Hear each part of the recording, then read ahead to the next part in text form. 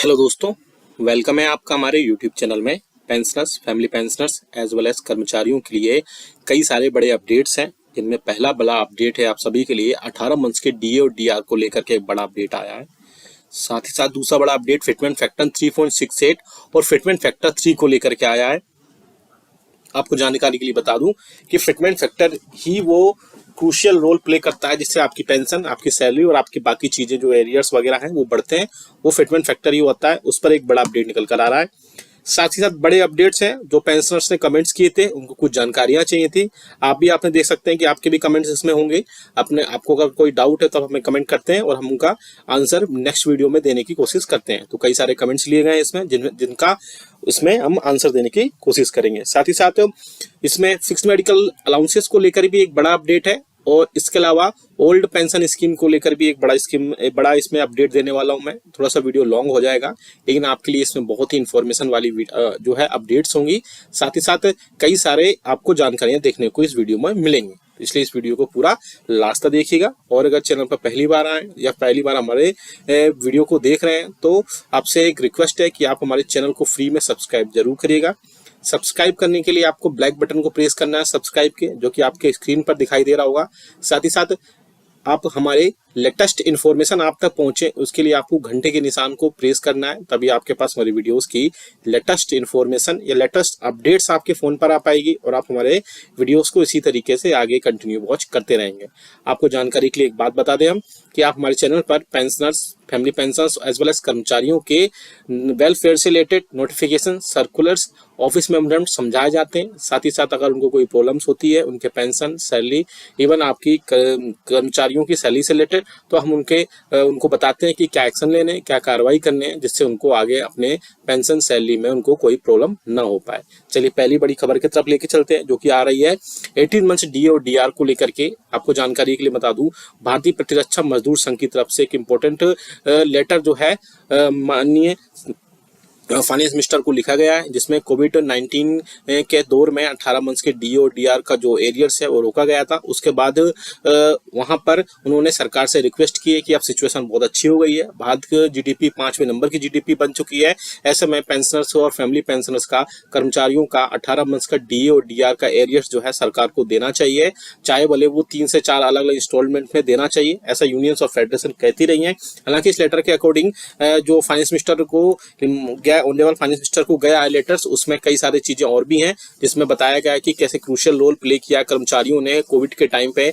अब बारी है कि सरकार उनको 18 मंथ्स के डी और डीआर का एरियर्स उनको वापस करे, क्योंकि उन्होंने अब जो है इकोनॉमी बहुत अच्छी हो गई है। उस टाइम इकोनॉमी अच्छी नहीं थी, जिसके चलते सरकार ने 18 मंथ्स का डी और डीआर का फ्रीज किया था, लेकिन अब सिचुएशन अच्छी हो गई है, इसलिए अब सरकार जो है 18 मंथ्स के डी और डीआर का एरियर्स उनको देना चाहिए। हालांकि मुझे भी लगता है कि सरकार को 18 मंथ्स के डी और डीआर का एरियर्स पेंशनर्स और फैमिली पेंशनर्स और कर्मचारियों को देना चाहिए। आपके क्या विचार है इस पे कमेंट करके जरूर बताएगा। दूसरी बड़ी खबर आ रही है फिटमेंट फैक्टर को लेकर के। आपको जानकारी के लिए बता दूं कि फिटमेंट फैक्टर 7वें वेतन आयोग के रिकमेंडेशंस के हिसाब से आपको 2.57 गुना के बेसिस पर आपको प्रोवाइड कराया जाता है। लेकिन अब खबरें आ रही हैं कि सरकार जल्द से जल्द फिटमेंट फैक्टर 3.68 या फिटमेंट फैक्टर 3 को कर सकती है, और ऐसा अगर वही होता है तो पेंशनर्स में पेंशन भी बढ़ेगी, साथ ही साथ कर्मचारियों की सैलरी भी बढ़ सकती है। लेकिन जहां तक मुझे जानकारी है ऐसा 8वें वेतन आयोग में ही संभव है, इससे पहले कोई और फिटमेंट फैक्टर नहीं बढ़ाया जा सकता है। हालांकि फिटमेंट फैक्टर जो है नेक्स्ट पे कमीशन आता है, उसी में सारी चीजें ऐड होती हैं, और उसी में सारी चीजें ऐड होने के बाद फिटमेंट फैक्टर में बढ़ोतरी होती है, और उसमें फिटमेंट फैक्टर की बढ़ोतरी होने के बाद पेंशन और सैलरी में बढ़ोतरी होती है। फिटमेंट फैक्टर जो लोग कह रहे हैं कि 3.68 गुना तक बढ़ाया जाएगा नेक्स्ट पे कमीशन में, तो ऐसा मुझे नहीं लगता पर्सनली, क्योंकि 3.68 गुना होने पर जो बेसिक पेंशन है वो 9,000 रुपए से बढ़कर के 15,000 रुपए, 14,000 रुपए तक होगी, और साथ ही साथ सैलरी जो है 18,000 रुपए से 26,000 रुपए तक पहुंच सकती है। लेकिन जो फिटमेंट फैक्टर 3 है ये एक अच्छा फिटमेंट फैक्टर है, क्योंकि 3.68 पॉसिबल नहीं है इतनी ज्यादा पेंशन और सैलरी बढ़ाना। तो मुझे लगता है कि फिटमेंट फैक्टर 3 एक ऐसा फिटमेंट फैक्टर है जिससे बेसिक पेंशन आपकी 12 से 13,000 रुपए, साथ ही साथ कर्मचारियों की जो सैलरी है वो इसमें 22,000 21,000 रुपए तक पहुंचेगी, जो कि एक फिजिबल है और गवर्नमेंट ऐसा कर भी सकती है। तो आपके क्या विचार है इस फिटमेंट फैक्टर पर, आप हमें जरूर बताइएगा। अब लेकर चलते हैं आपको पेंशनर्स के कमेंट्स के, जो आप ही लोगों के कमेंट्स होते हैं जिसमें आपको कुछ समस्याएं होती हैं, उनको हम बताते हैं। सामने कमेंट देख पा रहे हैं जो कि मिस्टर भीमराव जी ने भेजा है, जिसमें उन्होंने बोला है कि I am pensioners my DR from January to March not received up to 11/4/24। क्योंकि अब आपको पता है कि अभी तक आपको एरियर्स जो है वो नहीं मिला है। एरियर्स अब आपको मिलेगा। हालांकि पेंशनर्स का जो पेंशन भी आई थी वो 46% के ही हिसाब से आई थी, उसमें किसी भी टाइप से बढ़ोतरी नहीं हुई थी। अब आपको जो इस मंथ की सैलरी मिलेगी उसमें आपको आपकी पेंशन बढ़ के मिलेगी। साथ ही साथ कर्मचारियों का जो एरियर्स है वो तो उनके खातों में आना स्टार्ट हो गया है, लेकिन पेंशनर्स के जो डीआर है वो भी जल्द से जल्द 3 मंथ का जो एरियर्स है आपका जनवरी, फरवरी और मार्च मंथ का आपका एरियर्स जरूर आपको मिल जाएगा। आपको परेशान होने की जरूरत नहीं है। तो आपको आंसर मिल गया होगा mister Bhimrao ji. Next comment आप देख सकते हैं। नेक्स्ट कमेंट किया है किस लिए? नेक्स्ट कमेंट में नाम नहीं है, लेकिन आप अपना देख सकते हैं। यूजर BC6TP करके है। इन्होंने लिखा है, सर CP ग्राम का फोल्डर नहीं बन रहा है, क्या करें? साइबर वाले के पास CP ग्राम से क्लेम कर सकते हैं क्या? हम भूतपूर्व सैनिक परेशान हैं और कोई नया रास्ता बताएं। तो आपको मैं बता दूं, CP ग्राम को लेकर के अगर आप कहते हैं, आप कमेंट बॉक्स में बहुत सारे कमेंट्स करते हैं कि आप एक वीडियो बना दीजिए कि आपको कैसे कंप्लेंट्स करनी है CP ग्राम कर, तो हम आपको एक सेपरेटली एक वीडियो बनाकर दे देंगे। आप साइबर कैफे वाले के पास भी जा सकते हैं, वहां से भी आप अपनी कंप्लेंट रेज कर सकते हैं। CP ग्राम आपके लिए बहुत अच्छा ऑप्शन होता है।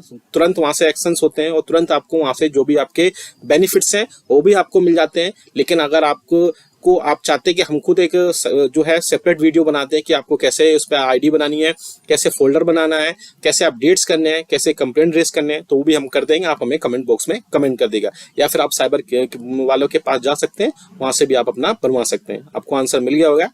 नेक्स्ट हम देख सकते हैं, मिस्टर सतीश कुलकर्णी ने जी ने एक जो है कमेंट किया था और उन्होंने पूछा था कि अब तक तो 4% बाकी भी नहीं मिला। तो मैं आपको पहले ही बता चुका हूं कि आपको 46% महंगाई भत्ते और महंगाई राहत के साथ ही आपको मार्च की पेंशन मिली है। अब आपको इस जो मंथ की पेंशन है यानी अप्रैल मंथ की पेंशन है वो आपको क्लियरली मेंशन है कि आपको इसमें बिल्कुल मिल जाएगी। आपको और जो बाकी एरियर्स है वो भी आपको इसमें प्रोवाइड करा दिया जाएगा। आपको इसमें कोई भी आपको डरने की जरूरत नहीं है, आपकी पेंशन आपको मिल जाएगी। तो मिस्टर सतीश कुलकर्णी जी का आंसर आपको मिल गया होगा। नेक्स्ट हम कमेंट की तरफ लेके चलते हैं। तो नेक्स्ट आया है घनश्याम जोशी जी का, जिन्होंने बोला जानकारी देने के लिए धन्यवाद। तो आपको भी धन्यवाद, आप हमारे वीडियोस ऐसे देखते हैं, उन पर भरोसा करते हैं और आपको हम ऐसी जानकारी आगे भी लेकर आते रहेंगे। चैनल को सब्सक्राइब करके रखिएगा। नेक्स्ट जो बड़ी अपडेट आ रही है वो फिक्स्ड मेडिकल अलाउंसेस को लेकर आ रही है।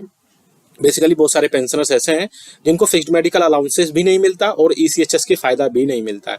तो ऐसे में आप पेंशनर्स जो फिक्स्ड मेडिकल अलाउंसेस लेना चाहते हैं वो एक काम कर सकते हैं। कैसे क्या काम कर सकते हैं कि फिक्स्ड मेडिकल अलाउंसेस जो है वो अपने रिकॉर्ड ऑफिस में जाइए, वहां पर आपको 2 फॉर्म सबमिट करने पड़ेंगे।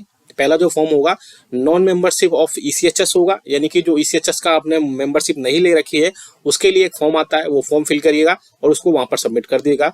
दूसरा जो है आपको सर्टिफिकेट देना है, non payment certificate from bank CPCC, यानी आपको जो आप बैंक से एक नॉन पेमेंट सर्टिफिकेट मिलेगा वो आप वहां पर सबमिट कर देंगे, जिसके चलते वहां पर आपको सारे अपडेट्स मिल जाएंगे और आप वहां पर अपना fixed medical allowances record office में सबमिट करिए डॉक्यूमेंट्स दोनों, और आपका फिक्स्ड मेडिकल अलाउंसेस स्टार्ट हो जाएगा और आपके खाते में जो भी फिक्स्ड मेडिकल अलाउंसेस के रूप में पैसे मिलते हैं वो आना स्टार्ट हो जाएंगे। और अगर आप ECHS की फायदा ले रहे हैं तो आप वो लेते रहिए, क्योंकि ECHS ज्यादा बेस्ट है FMA से।